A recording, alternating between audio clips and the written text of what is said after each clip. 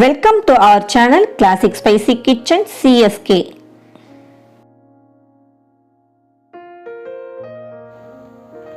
வணக்கம், Classic Spicy Kitchen இலிருந்து அருணா. வாங்க, எல்லாரும் நல்லா இருக்கீங்களா? என்னால தொடர்ந்து பாலியோ ரெசிபீஸை உங்களுக்கு கொடுக்க முடியலைங்க. தீபாவளி முடிஞ்சு இந்த டயட்டை திரும்ப கண்டினியூ பண்ணலான்னு இருக்கேன். அப்போ திரும்ப நான் பாலியோ ரெசிபீஸை உங்களுக்கு அப்லோட் பண்ணுறேன். சாரிங்க. இன்றைக்கி நம்ம கிளாசிக் ஸ்பைசி கிச்சனில் தீபாவளி ஸ்வீட்டாக ஒரு சூப்பரான பூந்தி லட்டு எப்படி செய்கிறதுன்னு பார்த்துடலாங்க. இந்த ரொம்ப சிம்பிளான பூந்தி லட்டு பிகினர்ஸ் கூட ரொம்ப ஈஸியாக செஞ்சிடலாங்க. நான் இடையிடையே சொல்கிற டிப்ஸ்களை கரெக்டாக ஃபாலோ பண்ணிங்கன்னா இதே மாதிரியான சூப்பரான பூந்தி லட்டு நீங்களும் செஞ்சு அசத்தலாங்க. அதுக்கு நீங்கள் வீடியோவை ஸ்கிப் பண்ணாமல் கடைசி வரையும் பாருங்கள். இந்த பூந்தி லட்டு நீங்களும் உங்கள் வீட்டில் செஞ்சுட்டு அது எப்படி வந்துடுச்சுன்னு எனக்கு கமெண்ட்ஸில் சொல்லுங்கள். ஆல்ரெடி நம்ம வீடியோவில் மோத்தி லட்டு எப்படி செய்கிறதுன்னு 2 மெத்தடோட உங்களுக்கு சொல்லியிருக்கிறேங்க. அந்த வீடியோ நீங்கள் என்ன பார்க்கலீங்கன்னா அந்த வீடியோக்கான லிங்க்கையும் டிஸ்கிரிப்ஷனில் கொடுக்குறேன், அதையும் போய் செக் பண்ணி பாருங்கள். வாங்க, இப்போ நம்ம பூந்தி லட்டு எப்படி செய்கிறதுன்னு பார்த்தலாம். ரொம்ப ஈஸியாக. அதுக்கு நாம் சர்க்கரை பாகு ரெடி பண்ணிக்கலாங்க. அதுக்கு ஒரு பேனில் நல்லா குவிச்சு சர்க்கரையை அளந்துருக்கிறேன். அது மாதிரி 2 கப் அளவுக்கு நம்ம அளந்து எடுத்துக்கலாம். இப்படி குவிச்சு அளந்த சர்க்கரை 1 கப்புனாக்க 1/4 கிலோங்க. கிட்டத்தட்ட நான் 1/2 கிலோ அளவுக்கு சர்க்கரை போட்டிருக்கிறேன்.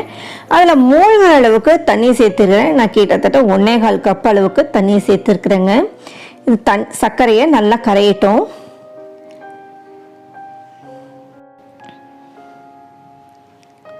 சர்க்கரையே நல்லா கரைஞ்சி வந்துடுச்சுங்க. இது ஒரு கொதி வரட்டும்.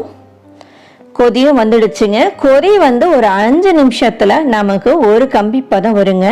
நமக்கு ஒரு கம்பி பதம் இருந்தால் லட்டுக்கு சரியா இருக்கும். கரெக்டா பார்த்து எடுத்துக்கலாம். பதம் ரொம்ப முக்கியங்க.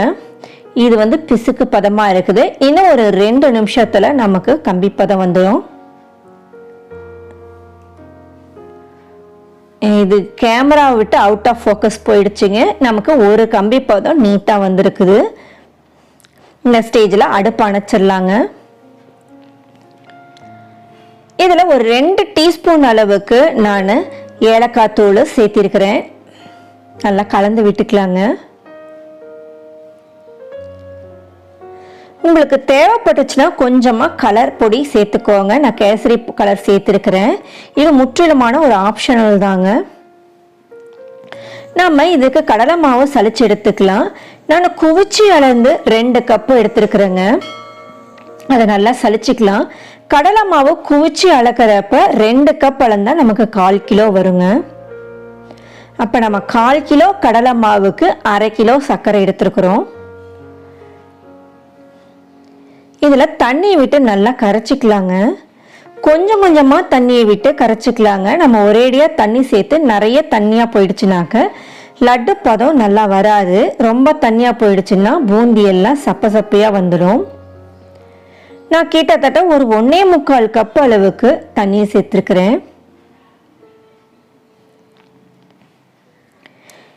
இது தோசை மாவு பக்குவத்துக்கு இருக்கணும். பாருங்கள், இந்த மாதிரி ரொம்ப கெட்டியாகவும் இல்லாமல் ரொம்ப தண்ணியாகவும் இருக்கக்கூடாது.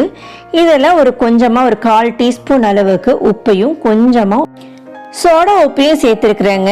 நான் ஒரு பிஞ்ச் அளவுக்கு தான் சேர்த்துருக்கிறேன். பாருங்க, மாவு கரைச்சா நமக்கு சூப்பராக இந்த மாதிரி இருக்கணும். எண்ணெய் நல்லா காஞ்சிடுச்சுங்க. அதில் ஒரே ஒரு ட்ராப் விட்டு பார்க்குறப்ப உடனே மேலே வந்துச்சுன்னா எண்ணெய் நமக்கு சரியான அளவில் காஞ்சிருக்குதுன்னு அர்த்தங்க.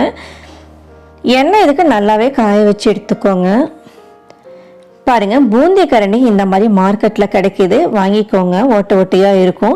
இது உங்ககிட்ட இல்லைன்னா நம்ம அரிக்கரண்டி இருக்குது இல்லைங்களா, அதில் வச்சு கூட நம்ம மாவு ஊற்றலாம். பாருங்கள், மாவு ஊற்றுறேன். சூப்பராக உருண்டையாக அழகான பூந்திகளாக விழுதுங்க. லட்டுக்கு எப்படி பூந்தி விழுந்தாலும் ஒன்றும் தப்பே இல்லைங்க. நம்ம இப்படி தட்டி விட்டுக்கலாம், தேய்ச்சி கூட விட்டுக்கலாங்க. பூந்தி ஒரே ஷேப்பாக வரணும்னு ரொம்ப அவசியம் இல்லை. நம்ம எப்படி பிசைஞ்சு விட்டுட்டு தான் நம்ம எல்லாம் உருண்டை பிடிக்க போகிறோம். அதில் எல்லாம் ஒன்று சேர்ந்துக்கும்.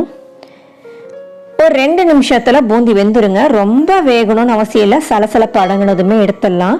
பூந்தி கலர் மாறக்கூடாது, சாஃப்டாகவே இருக்கணுங்க. மொறுமொறுப்பாக ஆயிடக்கூடாது.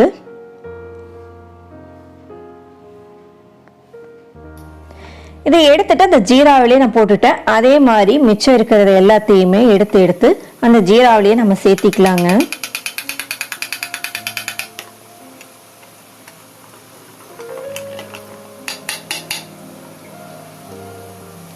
ரொம்ப சீக்கிரம் வெந்துடும்.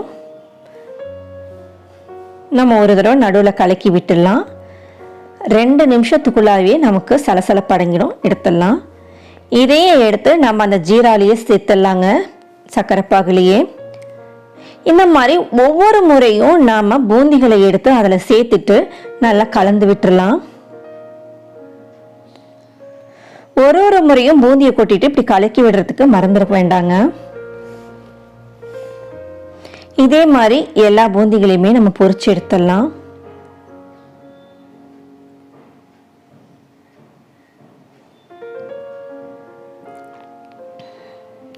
இது ஒரு தட்டை போட்டு ஒரு 5 நிமிஷம் மூடி இருக்கட்டுங்க. அதுக்குள்ள நம்ம நெய்யில் முந்திரி திராட்சை வறுத்துக்கலாம்.